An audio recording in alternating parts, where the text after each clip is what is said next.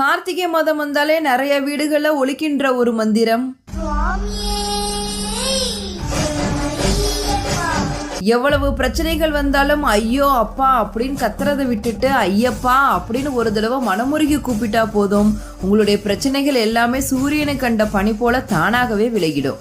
அடிமுடி காண முடியாத பிரம்மாவுக்கும் மகாவிஷ்ணுவுக்கும் இடையே ஜோதி பிளம்பாக அண்ணாமலையாக சிவபெருமான் காட்சி தந்தது கார்த்திகை மாதத்துல தான். சிவபெருமானோட நெற்றி கண்ணிலிருந்து தீப்பொறிகளாக தோன்றி சரவண பொய்கையில் குழந்தையாக தவழ்ந்த முருகப்பெருமானை கார்த்திகை பெண்கள் வளர்த்ததால் கார்த்திகை நட்சத்திரமும் முருகனுக்கு உரித்தனது. அதனாலதான் கார்த்திகை மாதத்துல வர கார்த்திகை நட்சத்திரம் முருகப்பெருமானுக்கு ரொம்ப விசேஷமானது. கார்த்திகை மாதத்துக்கு திருமண மாதம் அப்படிங்கிற பெயரும் இருக்கு. இந்த மாதத்துல திருமணம் பண்றது ரொம்ப விசேஷமானது. கார்த்திகை மாத திங்கட்கிழமையில நடைபெற்ற சிவ வழிபாடும் சங்காபிஷேகமும் ரொம்ப சிறப்பு வாய்ந்தது. இந்த மாதத்துல கருமையான மேகங்களை கொண்டு அதிகளவு மழை பொழியும் கார்காலம். அதனால்